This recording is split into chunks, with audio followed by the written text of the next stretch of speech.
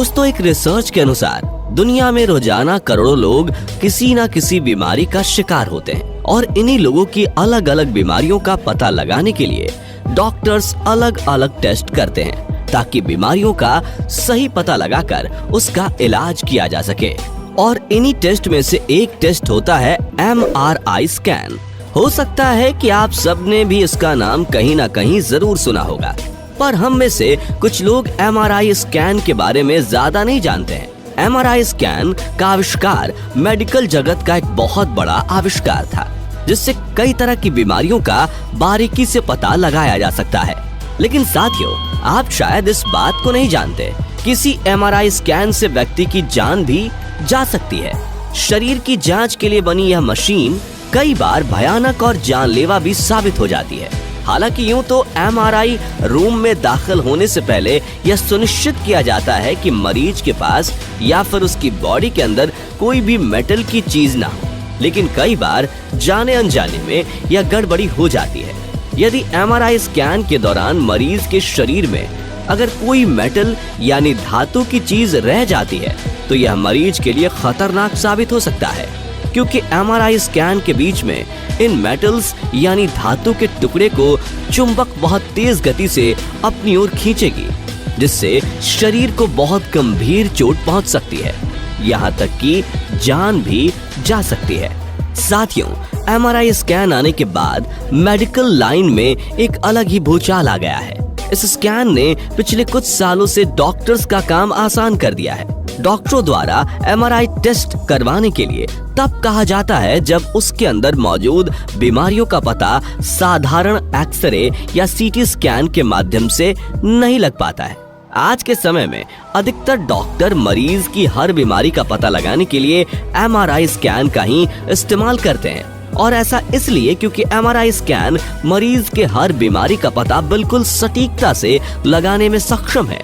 आज MRI scan किसी भी बीमारी का पता लगाने का सबसे आसान तरीका बन चुका है, इसलिए डॉक्टर्स ज्यादातर मरीजों को MRI स्कैन करने की सलाह देते हैं। ऐसे में आपके मन में कभी ना कभी यह सवाल जरूर आया होगा कि आखिर यह MRI स्कैन होता क्या है और इसे कैसे किया जाता है, या फिर इसे करवाने से कोई नुकसान तो नहीं है। इन सभी सवालों को जानने के लिए आप इस वीडियो को अंत तक देखते रहिए। दोस्तों, बहुत सारे लोग MRI का नाम सुनते ही घबरा जाते हैं और इस जांच को करवाने से डरते हैं, लेकिन जब भी डॉक्टर MRI स्कैन करवाने को कहता है तो इसे टालना नहीं चाहिए, क्योंकि बीमारी का गंभीर रूप लेने से पहले ही उसका पता लगाना इस जांच से ही संभव होता है, जिससे समय रहते उस बीमारी का इलाज भी हो सकता है। जब MRI स्कैन होता है तो MRI स्कैन के अंदर काफी तेज आवाज निकलती है, जिनसे कभी कभी मरीज को घुटन का एहसास होता है और उसे ऐसा लगने लगता है कि कुछ ही देर में जान चली जाएगी।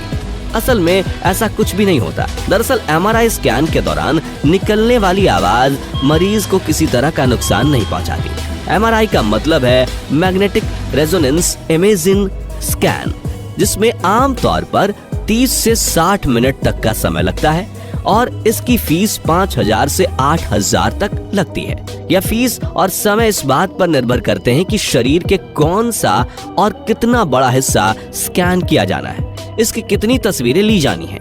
MRI स्कैन रेडिएशन के बजाय मैग्नेटिक फील्ड पर काम करता है, इसलिए ये एक्सरे और CT स्कैन से अलग है। MRI स्कैन में पूरे शरीर में जहां जहां हाइड्रोजन होता है उसके स्पिन यानी कि घूमने से एक इमेज बनती है। शरीर में 70% पानी होता है, इसलिए हाइड्रोजन स्पिन के जरिए बने इमेज से शरीर की काफी दिक्कतों का पता लगाया जा सकता है। दिमाग, घुटने, रीढ़ की हड्डी जैसे शरीर के अलग अलग हिस्सों में जहां कहीं भी सॉफ्ट टिश्यू होती है, उनका अगर MRI स्कैन होता है तो हाइड्रोजन स्पिन से इमेज बनने के बाद ये पता लगाया जाता है कि शरीर के उन हिस्सों में कोई दिक्कत है या नहीं, यदि है तो कितनी है। क्या करनी होती है MRI स्कैन के पहले कोई तैयारी? साथियों, आमतौर पर MRI स्कैन वाले दिन आप खा पी सकते हैं और दवाएं भी ले सकते हैं। कुछ मामलों में स्कैन से 4 घंटे पहले तक ही खाने को कहा जाता है ताकि 4 घंटों की फास्टिंग हो सके, और कुछ लोगों को अत्यधिक पानी भी पीने को कहा जाता है। MRI टेस्ट के पहले आपको कुछ सवालों के सही भी जवाब देने होते हैं। इन प्रश्नों के जवाब के माध्यम से डॉक्टर आपके बारे में सारी जानकारी प्राप्त कर लेते हैं और आपकी सुरक्षा के लिए जरूरी कदम उठाते हैं। इन सवालों के माध्यम से रेडियोलॉजिस्ट ये भी जान लेते हैं कि पहले आपकी किसी तरह की सर्जरी तो नहीं हुई है या कोई डिवाइस आपके शरीर में लगाया तो नहीं गया, क्योंकि एमआरआई के दौरान ऐसी स्थिति में समस्या पैदा हो सकती है, जिससे मेडिकल स्टाफ को ये पता चलता है कि स्कैन करना सुरक्षित है या नहीं। ये जानकारी देने के बाद मंजूरी भी मांगी जाती है कि आपका स्कैन किया जाए या नहीं, क्योंकि एमआरआई स्कैन ताकतवर मैग्नेटिक फील्ड पैदा करता है। ऐसे में उसके भीतर जाते वक्त शरीर पर कोई मेटल ऑब्जेक्ट नहीं होना चाहिए।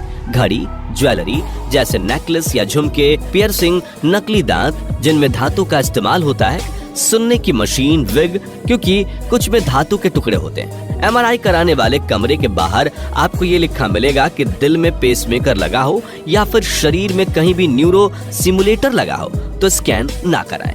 एमआरआई की मशीन 3 तरह की होती है, 1 टेस्ला, 1.5 टेस्ला और 3 टेस्ला। ये टेस्ला वो यूनिट है जिसमें एमआरआई मशीन की क्षमता को मापा जाता है।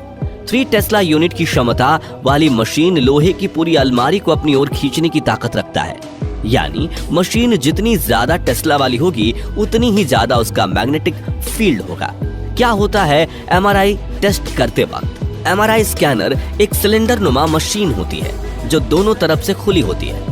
जांच कराने वाले व्यक्ति को मोटराइज्ड बेड पर लिटाया जाता है और लिटाए जाने के बाद बेल्ट से कसकर बांध दिया जाता है। ऐसा इसलिए किया जाता है जिससे मरीज स्कैनिंग के दौरान हिले नहीं। अगर यही एमआरआई टेस्ट छोटे बच्चों का किया जाता है तो उन्हें नींद की टैबलेट या हल्का एनेस्थीसिया दिया जाता है ताकि वो हिले डुले नहीं। अगर इस टेस्ट में डाई या कॉन्ट्रास्ट की मदद लेनी हो तो इसे इंजेक्शन के माध्यम से आपकी नसों में डाला जाता है। इससे ठंडक जैसा एहसास होता है। डाई के माध्यम से शरीर के वो अंग रंगीन तस्वीर में नजर आते हैं और फिर ये मोटराइज्ड बेड धीरे धीरे मशीन के भीतर जाता है। कुछ मामलों में शरीर के किसी खास हिस्से जैसे सिर या छाती का फ्रेम भी रखा जाता है। इस फ्रेम में ऐसे रिसीवर होते हैं जो स्कैन के दौरान शरीर की तरफ से जाने वाले सिग्नल रिकॉर्ड करते हैं, जिससे बढ़िया गुणवत्ता वाली तस्वीरें लेने में मदद मिलती है। इसके बाद एमआरआई मशीन आपके शरीर के अंदर एक बेहद शक्तिशाली चुंबकीय क्षेत्र बना देती है। इसके बाद इन तरंगों के माध्यम से कंप्यूटर शरीर के अंदर का नक्शा यानी इमेज तैयार करता है। एमआरआई स्कैन तस्वीरें लेते वक्त बहुत आवाज भी करता है। यह आवाज इसलिए आती है क्योंकि मशीन फोटो लेने के लिए अत्याधुनिक चुंबकीय ऊर्जा बनाती है। मरीज को इन डरावनी आवाजों से छुटकारा पाने के लिए कभी कभी डॉक्टर इस दौरान हेडफोन लगाने को भी देते हैं। टेस्ट के दौरान आपको शरीर में खिंचाव जैसा महसूस हो सकता है। ऐसा इसलिए क्योंकि एमआरआई मशीन नसों को उत्तेजित करती है। यह सामान्य है और इसमें चिंता की कोई बात नहीं है। यह पूरी प्रक्रिया 30 मिनट से 60 मिनट तक चलती है और एक एमआरआई टेस्ट करवाने के कुल लागत 5,000 से लेकर 8,000 रुपए तक आती है। अब जानते हैं कब और क्यों खतरनाक होती है ये मशीन। शरीर की जांच के लिए बनी ये मशीन कई बार खतरनाक और जानलेवा भी साबित हो सकती है। यूं तो रूम में दाखिल होने से पहले यह सुनिश्चित किया जाता है कि मरीज के पास कोई धातु की चीज ना हो, लेकिन कई बार अनजाने में गड़बड़ हो जाती है। अगर शरीर के भीतर कोई स्क्रू, शार्पनर या कारतूस के हिस्से हैं तो खतरनाक साबित हो सकते हैं। धातु के इन टुकड़ों को मैग्नेट बहुत तेज गति से खींच लेती है, जिससे शरीर को गंभीर चोट पहुंच सकती है। इसके अलावा मेडिकेशन पैच, खास तौर से निकोटीन पैच लगाकर स्कैन रूम में जाना सही नहीं है, क्योंकि उसमें एल्युमिनियम के कुछ अंश होते हैं। स्कैनर के चलने के वक्त ये पैच गर्म हो सकते हैं, जिससे मरीज जल सकता है। तो फ्रेंड्स, आज के वीडियो के लिए बस इतना ही। अगर आपको ये वीडियो पसंद आया हो तो इसे लाइक और शेयर करें। ऐसे इंपॉर्टेंट और नॉलेज वाले वीडियो के लिए इस चैनल